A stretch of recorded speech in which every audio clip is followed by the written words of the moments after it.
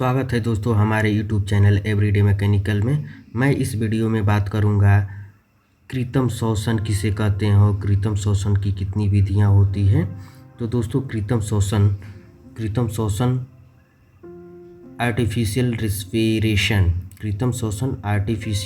Respiration जब दुर्घटनाग्रस्त या रोगी व्यक्ति को सांस लेने में कठिनाई होती है तो उस समय उसे कृत्रिम पदार्थ बनावटी सांस दिया जाता है जिसे कृत्रिम श्वसन कहते हैं।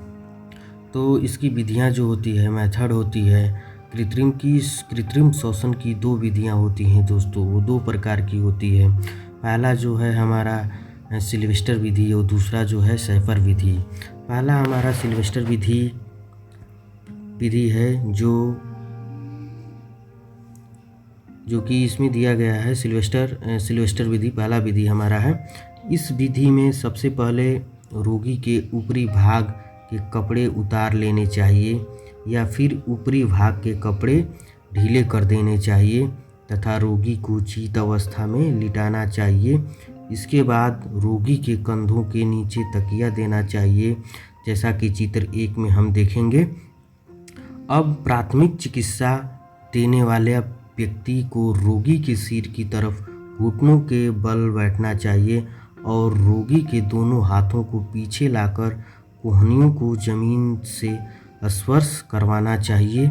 ऐसा करने से रोगी को सांस आ जाता है। अब रोगी के दोनों हाथों या बाहों को मोड़कर उसकी छाती पर, जैसा कि चित्र 2 में हम देखेंगे, उसको मोड़कर दबाना चाहिए। इससे हवा बाहर निकलती है। इस प्रकार दोनों क्रियाओं को 1 मिनट में 10 से 12 बार क्रमवार करनी चाहिए। 12 बार क्रमवार करके रोगी को कृत्रिम सांस दिया जाता है।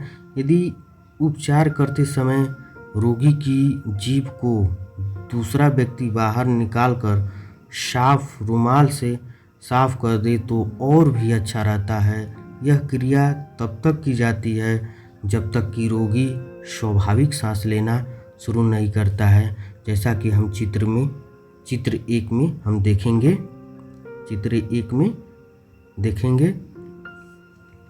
इस विधि में पहले रोगी के कपड़े को उतार दिया गया है और उसके ऊपरी भाग के कपड़े को ढीले कर दिया गया है तथा इसको चित अवस्था में लिटा दिया गया है। इसके बाद रोगी के कंधे के नीचे तकिया लगा दिया गया है।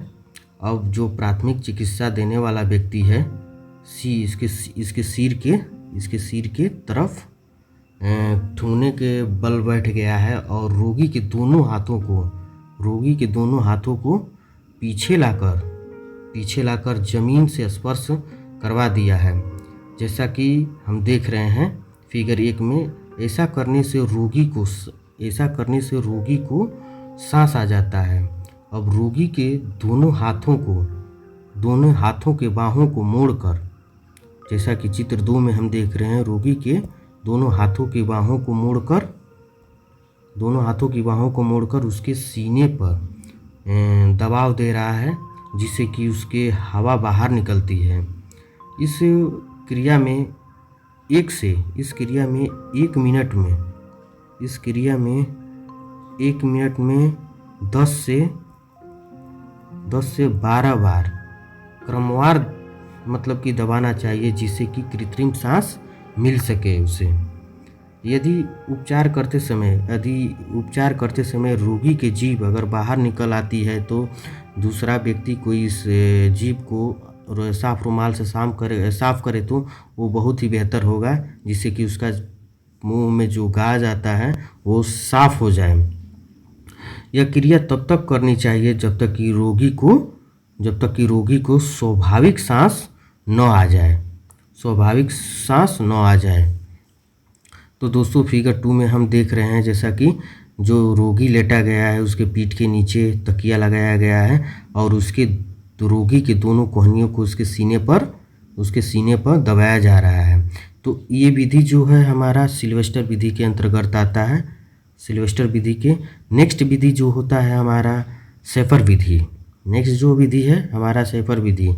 सिल्वेस्टर विधि में रोगी को मतलब कि कपड़ा खोलकर उसे लिटाया जाता है।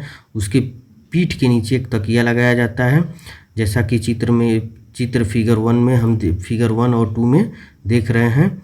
और जो सहायक व्यक्ति है वो उसके बाहों को ज़मीन में सटाकर और उसके दोनों हाथों को उसके सीने पर दबा रहा है, जिससे कि कृत्रिम सांस उसको मिल रही है। वह क्रिया तब तक करनी चाहिए जब तक कि उसको स्वाभाविक सांस न आ जाए। वह क्रिया 1 मिनट में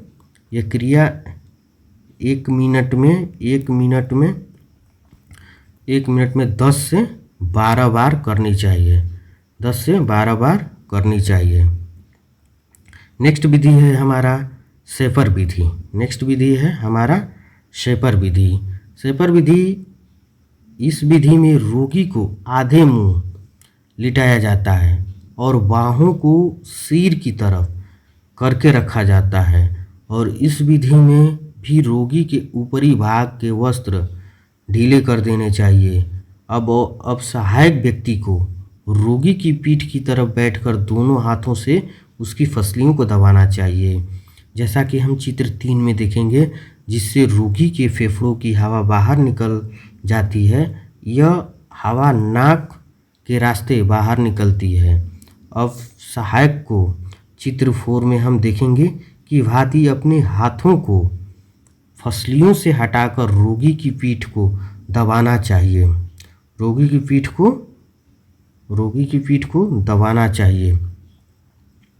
जैसे दबाव पीठ पर से हटता है तो रोगी की सांस अंदर आता है। इस प्रकार की दोनों क्रियाएं 1 मिनट में 10 से 12 बार करनी चाहिए तथा तब तक करनी चाहिए जब तक कि स्वाभाविक सांस आनी शुरू न हो जाए।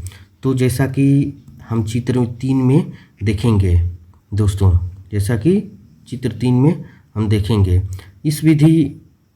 इस विधि शेपर विधि में रोगी को आधे मुंह लिटा दिया गया है और उसकी बाहों की सिर की तरफ करके उसको रखा गया है। और इस विधि में रोगी के ऊपरी भाग, जो ऊपर का भाग है, उसके कपड़ों को ढीला कर दिया गया है।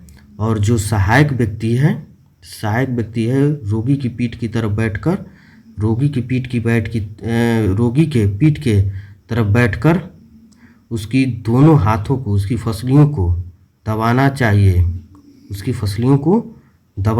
जैसा कि हम चित्र में देख रहे हैं। और उसके जिस रोगी के फेफड़ों की हवा बाहर निकल रही है, इसको दबाने पर उसके फेफड़ों से हवा बाहर निकलती है। यह हवा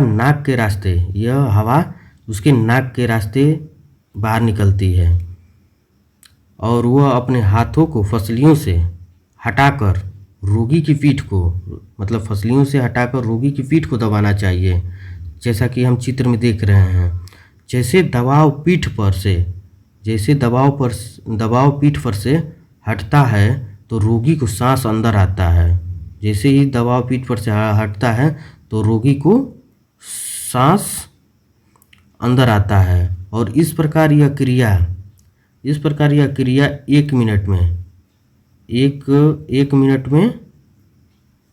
में 10 से 12 बार करनी चाहिए, जब तक कि उसको स्वाभाविक सांस आनी शुरू न हो जाए। जैसा कि हम देखे थे सिल्वेस्टर विधि में, उसमें भी 1 मिनट में 10 से 12 बार 1 मिनट में 10 से 12 बार यह क्रिया करनी चाहिए, जब तक कि उसको स्वाभाविक सांस न आ जाए। 10 से 12 बार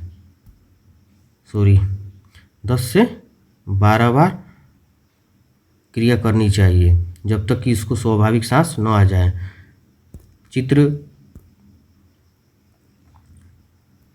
आशा करते हैं दोस्तों कि ये आपको समझ में आ गया होगा। अगर आपको यह समझ में नहीं आया हो तो आप कमेंट ज़रूर कीजिएगा, मैं दोबारा समझाने की आपको कोशिश करूँगा।